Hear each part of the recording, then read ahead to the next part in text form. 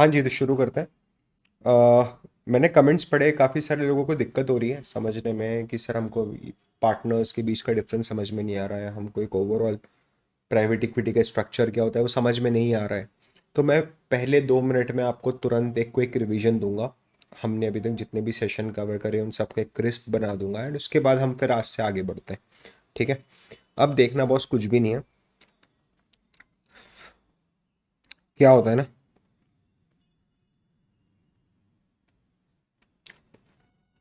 एक partnership form बनती है। ठीक है। इसमें एक बंदा होता है जिसका दिमाग होता है। ठीक है। उसको बोलते हैं फाइनेंशियल स्पॉन्सर। फाइनेंशियल स्पॉन्सर क्या करता है, एक पार्टनरशिप फर्म बनाता है और फाइनेंशियल स्पॉन्सर खुद कुछ पैसा डालता है, सम मनी, स्मॉल मनी। यानी आप मेरे पास आए, आपने बोला कि सर एक काम करो, 5 करोड़ रुपए आप मिलाओ, 5 करोड़ रुपए मैं मिलाता हूँ। ठीक है। अपन मिलके एक प्राइवेट इक्विटी फर्म शुरू करते हैं, 10 करोड़ रुपए में कर सकते हैं, बिल्कुल कर सकते हैं। हम लोग मिनिमम फंडिंग साइज 10 लाख रुपए रखेंगे फॉर एग्जाम्पल। ठीक है। And startups, early stage startups को मतलब इट्स अ सफिशिएंट मनी। तो हम दोनों ने मिलके एक फर्म स्टार्ट करी, प्राइवेट इक्विटी फर्म बनी। तो हम दोनों, आप और मैं, फाइनेंशियल स्पॉन्सर्स हैं जिनका आइडिया था। मैंने आपको बोला कि यार ये क्या, समझ रहे, 5-10% से मज़ा नहीं आएगा। Let's change the game rather than being a investor, क्योंकि अपन दोनों को धंधा करना आता है। ठीक है। तो अपन एक काम करते हैं, अपन ऐसे बिजनेसेस ढूंढते हैं जो अभी सस्ते भाव पे मिल रहे हो। ठीक है। और अपन उनको पूरा खरीद लेते हैं। तो बोले पूरा खरीद लेते हैं और फिर उनको कुछ टाइम चलाते हैं, उनको और अच्छा करते हैं, उनके बिजनेस को ग्रो करते हैं और फिर बेच के बाहर हो जाएंगे। तो बोले यार आइडिया तो बहुत अच्छा है। बोले लेकिन पूरा खरीदना है तो कौन से बिजनेसेस को पूरा खरीदना है? तो बोले यार बड़े साइज के बिजनेसेस को, मतलब इससे एक बिजनेस खरीदना है तो 2-4 हज़ार करोड़, 3 हज़ार करोड़ रुपए कम से कम रिक्वायरमेंट हो। तो बोले यार कैसी बात कर रहा है, तेरे पास 5 करोड़, मेरे पास 5 करोड़, टोटल मिला के टेबल पे रख देगा 10 करोड़। जेब भी थोड़ा बहुत जेब में से निकाल दूंगा पैसा तो 2 लाख रुपए निकल जाएंगे। तू कहाँ सपने देख रहा है 5 हज़ार करोड़ रुपए का बिजनेस खरीदने का? तो बोले देख यही ट्रिक है। अपन क्या करते हैं ना, अपन और पार्टनर्स को लेके आते हैं। अपन और पार्टनर्स को लेके आते हैं एज ए लिमिटिंग पार्टनर्स। मतलब मतलब याद है तूने 11th और 12th में पढ़ा था ना, स्लीपिंग पार्टनर? ये वही स्लीपिंग पार्टनर है। बोले मतलब क्या है, मतलब ये है कि भाई ये जो है ना, ये HNIs है, अल्ट्रा हाई नेटवर्थ इंडिविजुअल है। इनको किसी से कोई लेना देना नहीं है। समझ रहे, इनको माथा फोड़ी नहीं चाहिए कि ये बिजनेस का कैसे चल रहा है, क्या चल रहा है, उससे मतलब नहीं। इनको चाहिए कि इनका जो पैसा हो ना, वो हर साल रेप्लिकेट हो, दैट्स इट, बढ़ता जाए, ग्रोथ चाहिए पैसे पे, दैट्स इट। ठीक है। तो they are looking for a investment without worrying of managing the business. यही तो म्यूचुअल फंड होता है, एग्जैक्टली इडियट्स। नहीं होता है क्या? आदित्य बिरला कंपनी है, आदित्य बिरला कंपनी ने एक फंड बना दिया, पार्टनरशिप में एक कंपनी बना दी, असेट मैनेजमेंट कंपनी। उस कंपनी में एक फंड बना दिया, उस फंड में आप लोग इन्वेस्टर हो। अब समझना यार, तो इसका मतलब ये है कि अपने पास जो 10 करोड़ रुपए अपन इनके पास लेके जाते हैं, इनको आइडिया पिच करते हैं कि हम ऐसा ऐसा करेंगे। ठीक है। और हम बिजनेसेस हमें खरीद रहे हैं, तो क्या ये पैसा लगा देंगे? बोले बिल्कुल लगाएंगे, पूरा नहीं लगाएंगे एक बार में, लेकिन ये कमिटमेंट देंगे अपने को। तो बोले वो मैं कैसे पता चलेंगे? बोले वो इस कोर्स का पार्ट नहीं है, अपने को डील सीखनी है ना, अपने को डील सीखनी है कि एक बार पैसा मेरे पास आ गया तो मतलब 10 करोड़ मेरा था, मैंने 400 करोड़ रुपए और इनसे उठा लिया, तब 410 करोड़ रुपए। तो बोले यार तू कैसी बात कर रहा है, तू अभी बोल रहा था मेरे को कि अपन 2,000, 3,000, 4,000 करोड़ के बिजनेस खरीदेंगे। ठीक है। और अपने पास तो अभी भी 400 करोड़ रुपए ही है। तो बोले रुक, यही मजा है। अब अपन क्या करते हैं ना, अब अपन इस पार्टनरशिप फर्म के अंडर में एक होल्डिंग कंपनी बनाते हैं।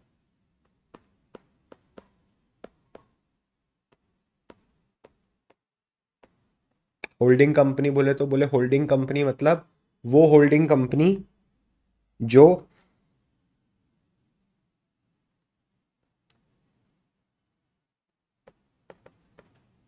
एक प्राइवेट कंपनी को एक्वायर करेगी।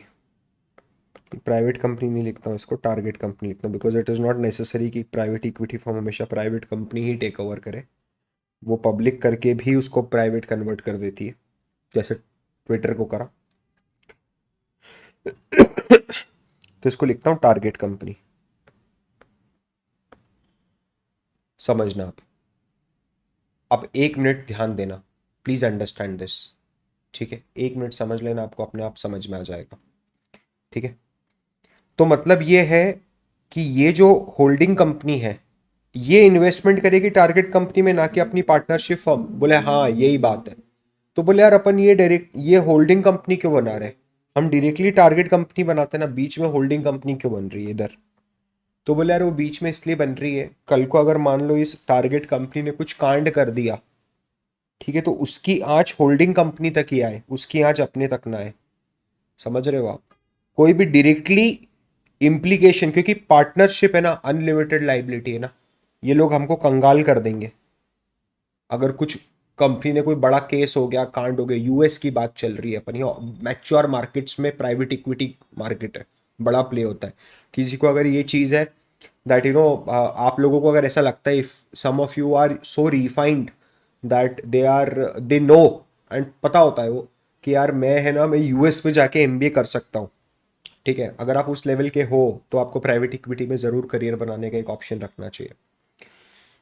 तेरे तो क्लेम करके अपने को कंगाल कर देगा, तो इसलिए होल्डिंग कंपनी को बीच में लेके आओ। अब ये होल्डिंग कंपनी सिर्फ इसी टारगेट कंपनी को मैनेज करेगी। तो बोले अपने पास दूसरा इन्वेस्टमेंट आएगा तो बोले उसके लिए एक नई होल्डिंग कंपनी बना लेंगे, वो नई होल्डिंग कंपनी दूसरी टारगेट कंपनी को मैनेज कर लेगी। तो बोले यार अब मेरे को समझ में आ गया। बोले लेकिन एक बात समझा दे बस। तो बोले क्या। तो बोले यार ये 400 करोड़ है, तेरे पास है 100 करोड़, 100 करोड़ मान लो यार, अपने पास टोटल 500 करोड़ है। ठीक है, ये वैल्यू जो है इस कंपनी की ये 4000 करोड़ है, तो बाकी कौन पैसा लगाएगा। तो बोले यार इसके अंदर है ना एक प्लेयर और आ जाएगा, डेट लेंडर। बोले उससे है ना, उससे अपन बहुत सारा पैसा उधार ले लेंगे।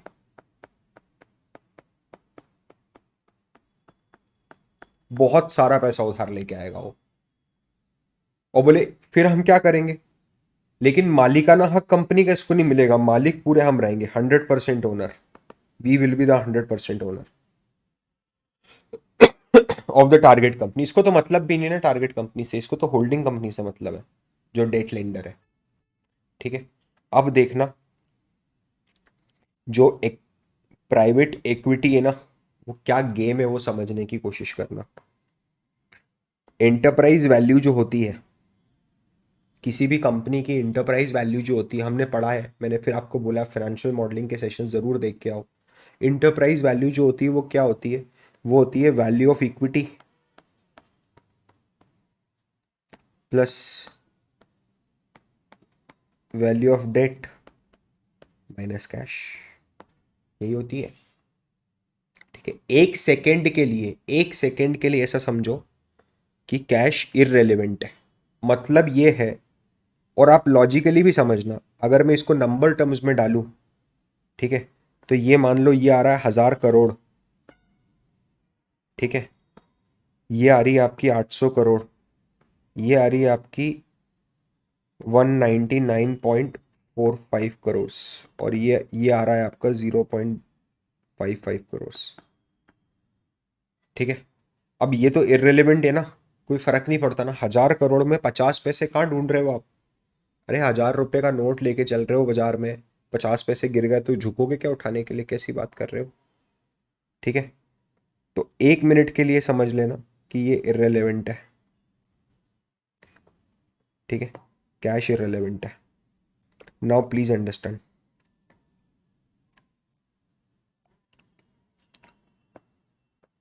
इधर ध्यान से, इसको साइड में पार्क करता हूं मैं, चार्ट चार्ट खेलते हैं।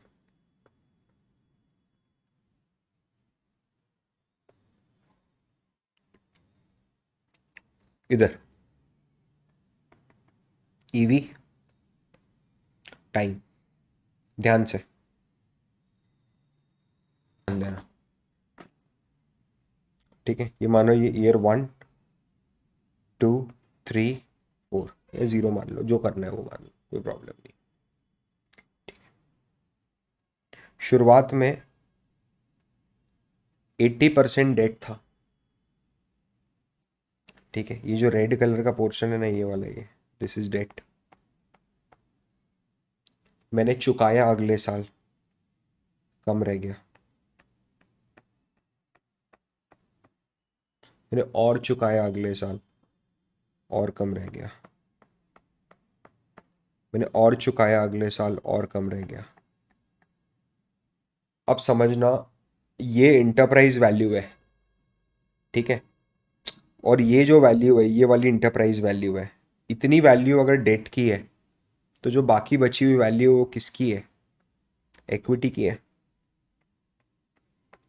This is equity, this is equity, this is equity.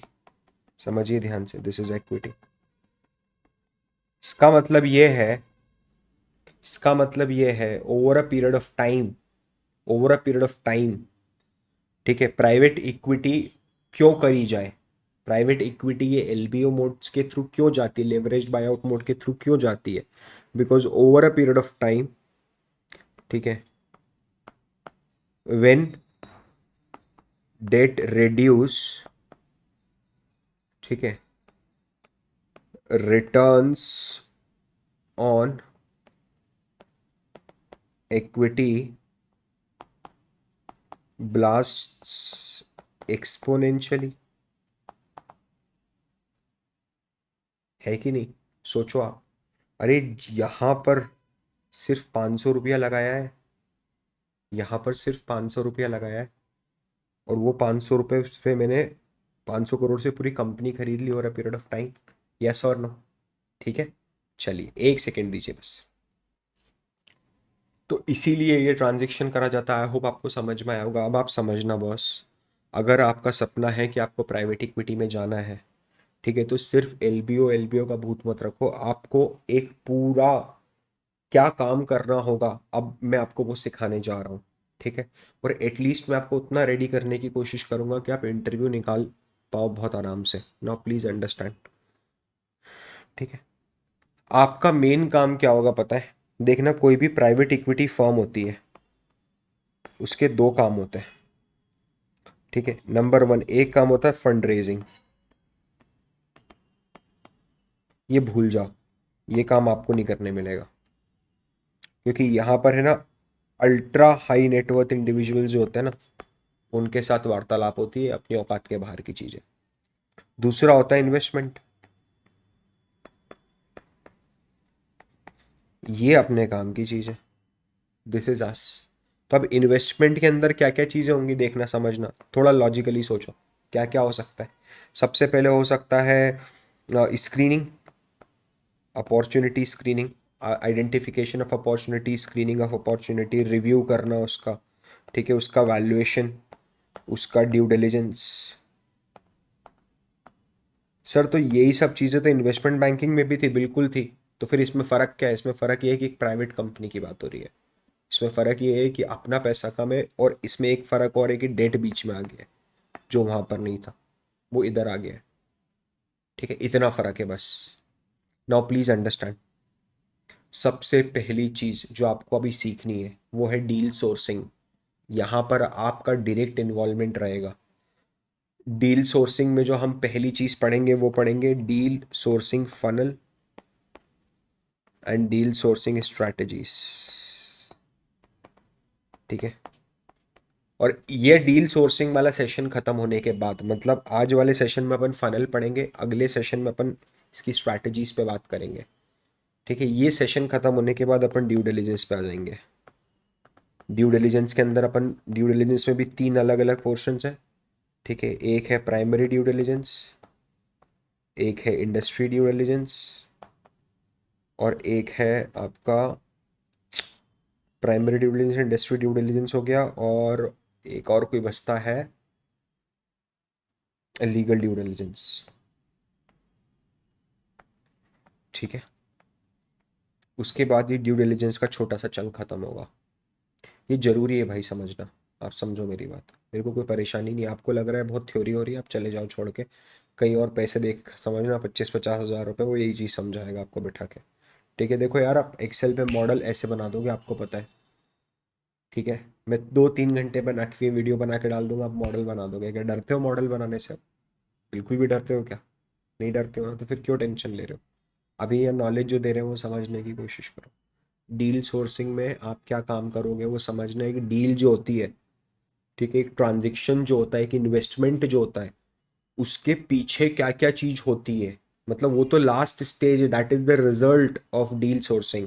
उसके पहले क्या क्या चीजें होती है वो समझिए। उसको डील सोर्सिंग फनल के थ्रू समझिए। Number 1, you will be doing screening and review. Number 2, ठीक है, आप मतलब ट्रांजेक्शन को स्क्रीन करोगे, रिव्यू करोगे, ठीक है, क्यों अपने अपने मेजर्स में फिट हो रहा है कि नहीं हो रहा है, whether it is investable business for us और नॉट। ठीक है, number 2, we will go and sign the confidentiality agreement with them.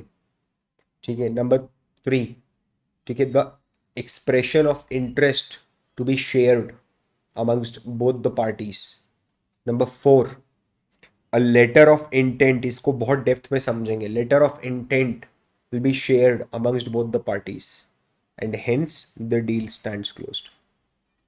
Now आप ऐसा समझो कि ये लिटरली ये 2000 प्लस स्क्रीनिंग रिव्यू में निकलता है।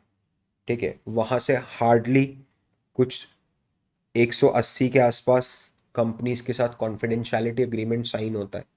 कॉन्फिडेंशियलिटी अग्रीमेंट जब साइन होता है, इसका मतलब ये है कि आप उनका डेटा आपस में शेयर कर रहे हो। उसको पता है कि आप उसको खरीदने के इंटरेस्टेड हो, तो अब वो चीज़ किसी और को नहीं पता चलनी चाहिए।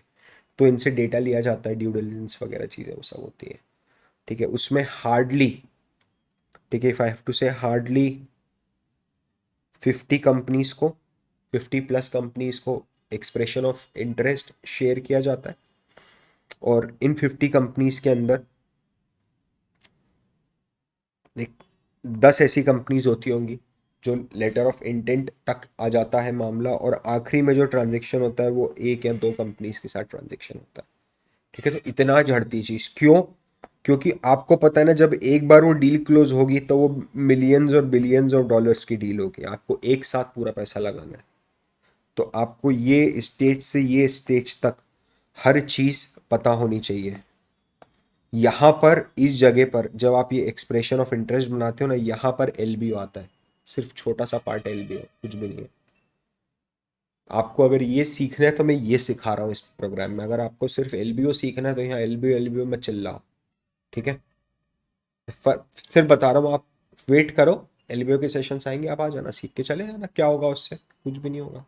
आई am here trying to train you for private equity. ठीक है, नाउ प्लीज अंडरस्टैंड। अपन सी यार, आइडिया ये नहीं है कि आपको कोई मास्टर कराना है प्राइवेट इक्विटी में। ठीक है, you can not do that, no one can do that. ठीक है, we all are beginners. The idea is कि अगर आप इन सेशंस को ढंग से देख के इम्प्लीमेंट करते हो, एग्जीक्यूट कर जाते हो, तो you will have an edge over others. ठीक है, this is the idea. Now please understand. ठीक है, अपन एक एक करके समझते हैं। डील स्क्रीनिंग और रिव्यूइंग, 1 मिनट समझना। इसमें सबसे पहली चीज जो होती है वो क्या होती है?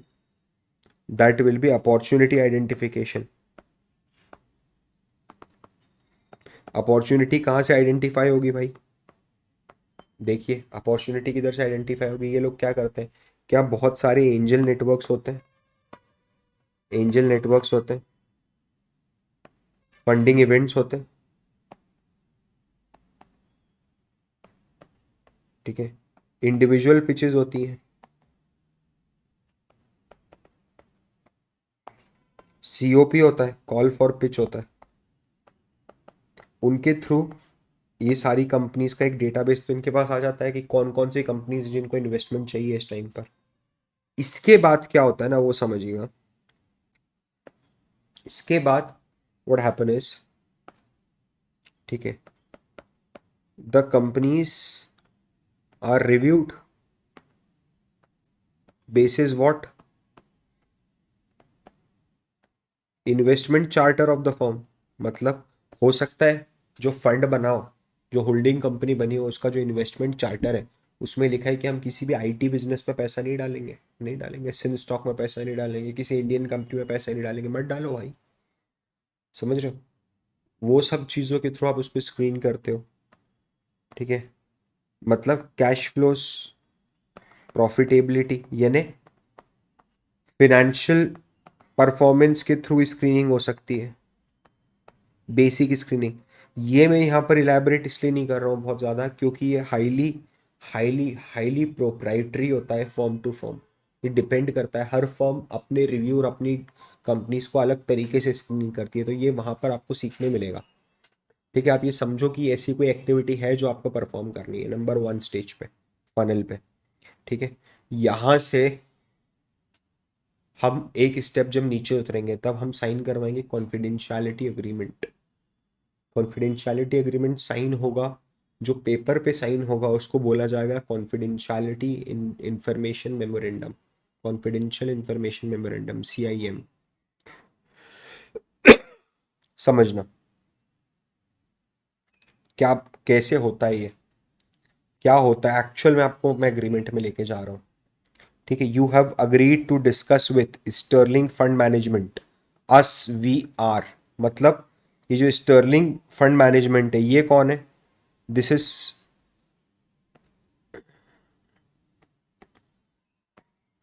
Is private equity firm. ठीक है,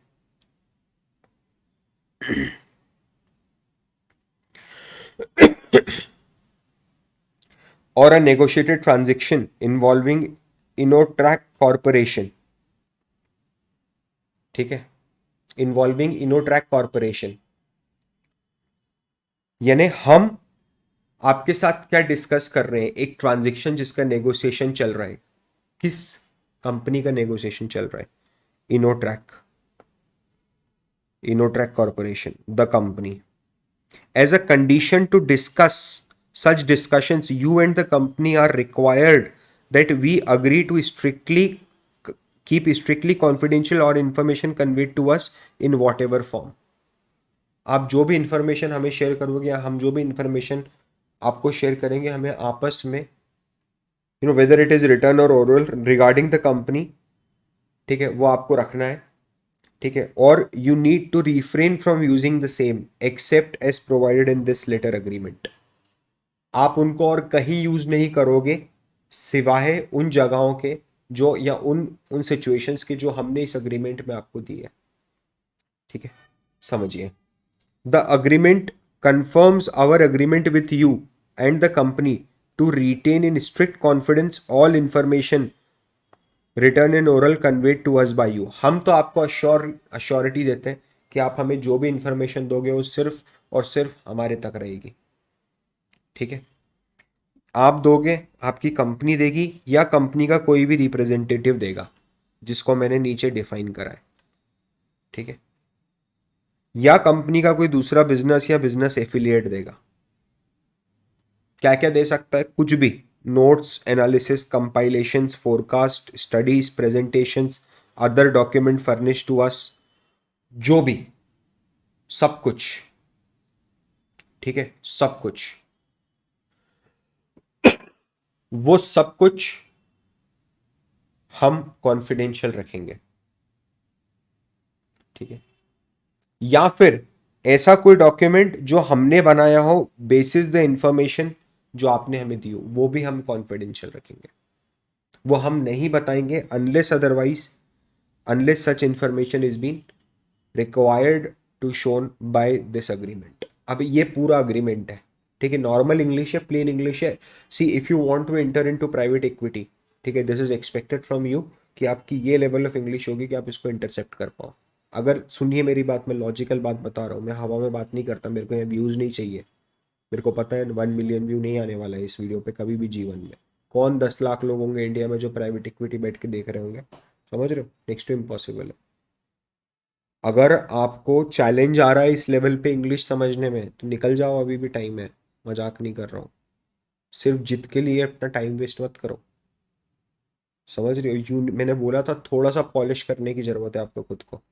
ठीक है, तो आप है ना, मैं ये लिंक है, ये आप पर्टिकुलर जब प्रेजेंटेशन डाउनलोड करोगे तो ये लिंक क्लिकेबल लिंक है।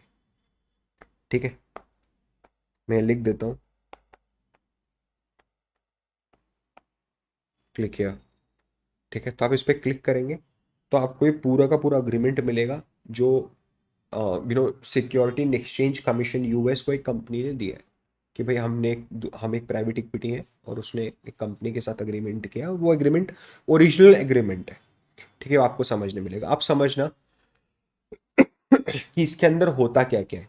सबसे पहले एग्जांपल होता है कि एनडीए मतलब नॉन डिस्क्लोजर एग्रीमेंट का कॉन्फिडेंशियल इन्फॉर्मेशन, कि क्या क्या इन्फॉर्मेशन है जिसको मैं कॉन्फिडेंशियल बोल रहा हूँ।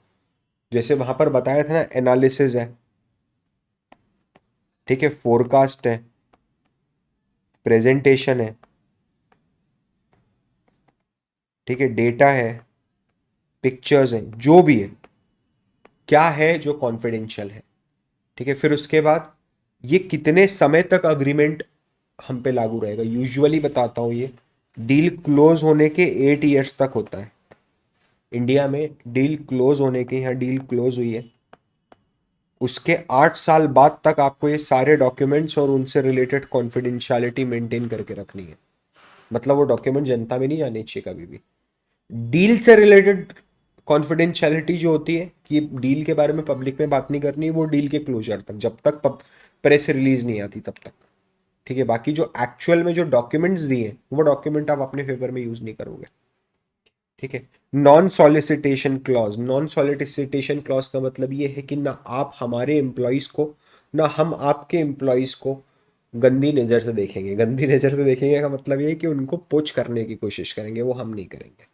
ठीक है, डेफिनेशन ऑफ रिप्रेजेंटेटिव्स, जो आपने बोला था कि आपके रिप्रेजेंटेटिव्स आएंगे, वो कौन कौन हो सकते हैं देखना। क्या कंपनी का लॉयर डायरेक्टली, मतलब प्राइवेट इक्विटी फर्म का लॉयर जो है, क्या वो डायरेक्टली मेरे टारगेट कंपनी से बात करेगा? बिल्कुल करेगा, क्यों नहीं करेगा।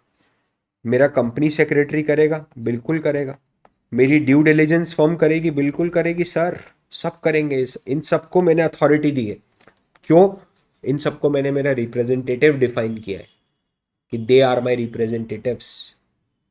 कॉर्पोरेट लॉ में बहुत पैसा है, आप सोच नहीं सकते उससे ज़्यादा पैसा है। ठीक है, now please understand joinders agreement clause.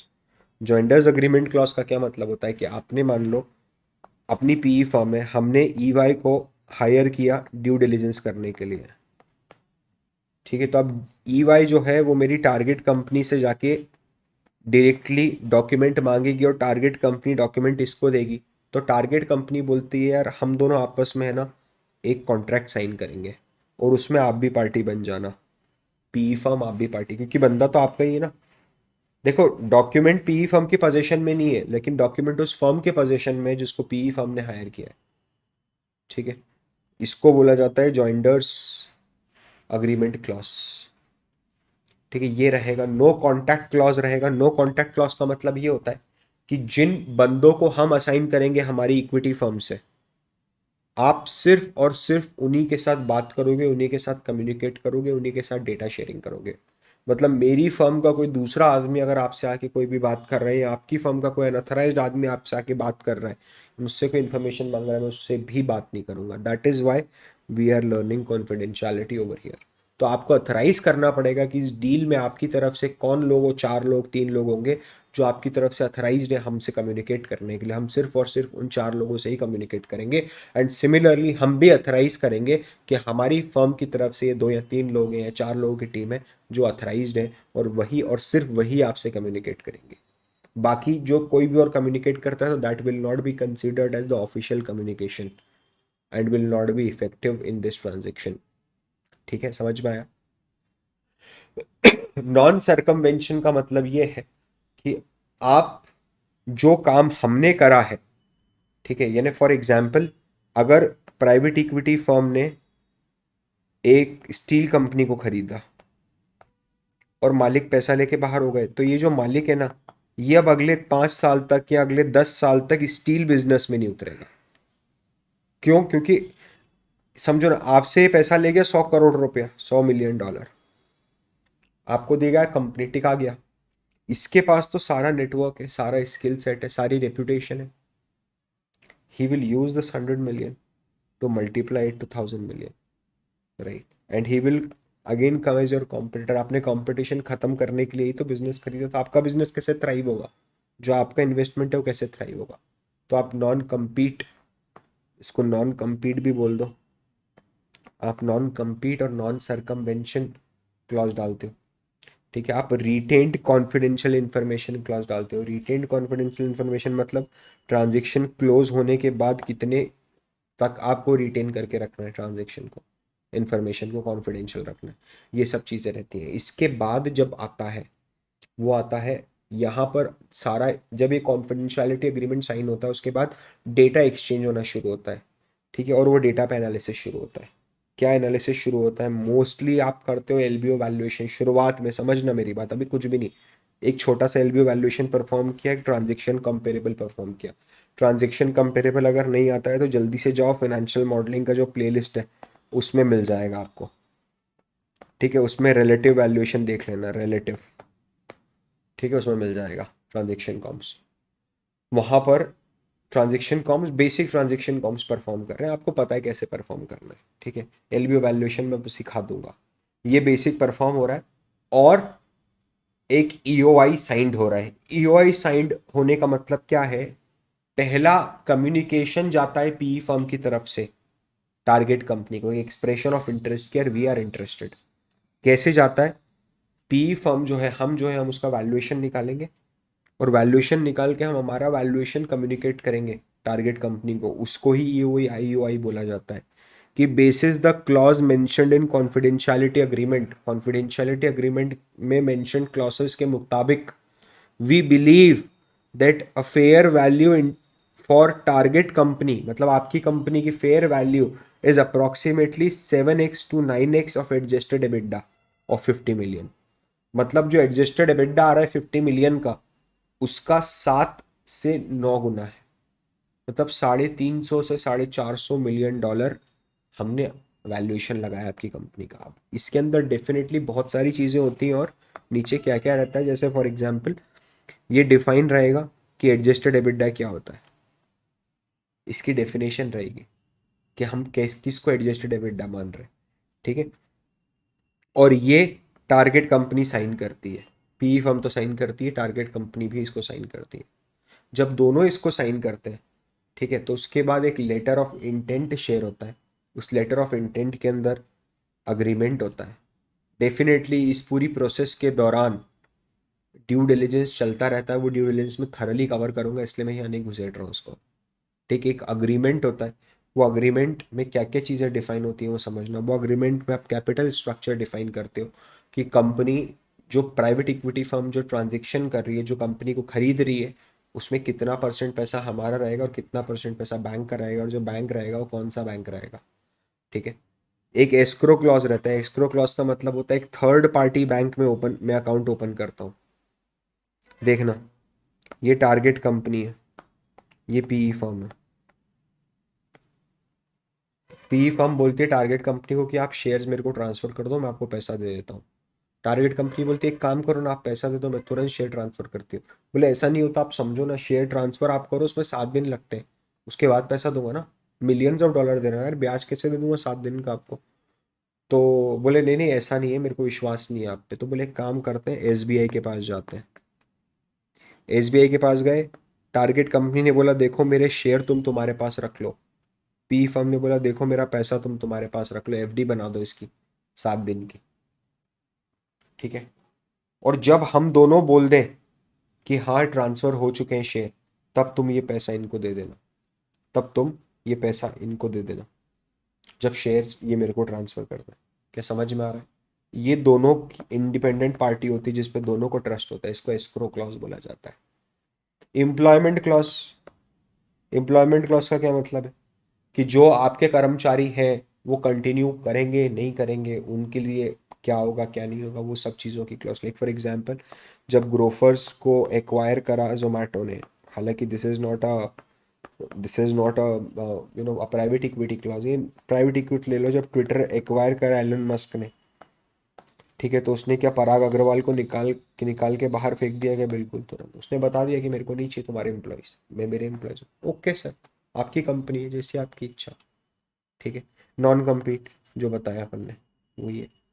ठीक है। इंडेमनिफिकेशन क्लॉज मतलब ये है कि इस, समझना, इस पूरी डील के दौरान अगर टारगेट कंपनी से कोई गलती हो जाती है जिसके कारण प्राइवेट इक्विटी फर्म को कोई नुकसान होता है, या प्राइवेट इक्विटी फर्म से कोई गलती हो जाती है जिसके कारण टारगेट कंपनी को कोई नुकसान होता है और ये डील नहीं हो पाती है, तो कौन किसको कितना हर्जाना देगा उसके बारे में ये आपका काम नहीं है, लॉयर का काम है। आप सिर्फ समझ लो, और यहाँ पर आके एक डील जो होती है वो क्लोज हो जाती है। ठीक है। आप एक बात समझना कि आपको मैं बहुत डेप्थ में समझाने की कोशिश कर रहा हूँ चीज़ों को। ठीक है। This is a knowledge which is not easily available elsewhere, कहीं भी आसानी से अवेलेबल नहीं है, at least for free. What max you can do is you can appreciate it by liking it, comment कर दो नीचे, थोड़ा सा शेयर कर दो किसी के साथ। एक चीज़ और है जो मुझे आपको बोलनी है, हमारा मंथली लिंक्डइन कोहॉर्ट चलता है, वो आपको पता ही है। ठीक है। एंड हर मंथ की तरह इस मंथ भी बहुत अमेजिंग रिस्पॉन्स है। We have few seats left. तो if you really want to change your LinkedIn game, अगर आपको चाहिए कि आपको पर्सनल पावर ब्रांड बनना है अपना, या आप जॉब सर्च कर रहे हो, या आपको जनरली नेटवर्किंग करना है, कुछ सीखना है लिंक्डइन कैसे चलाया जाता है, तो it's a month long cohort, LinkedIn mentoring cohort. आप ज़रूर ज्वाइन करना, नीचे मैंने लिंक दिया हुआ है डिस्क्रिप्शन में। एंड हमारा नेक्स्ट इक्विटी रिसर्च कोहर्ट भी आ रहा है, आप उसको भी ज्वाइन कर सकते हो। ठीक है। चलिए, फिर मुलाकात होती है आपसे। This is Parth Verma signing off. अच्छे से रहो, पढ़ते रहो, कीप रॉकिंग। बाय।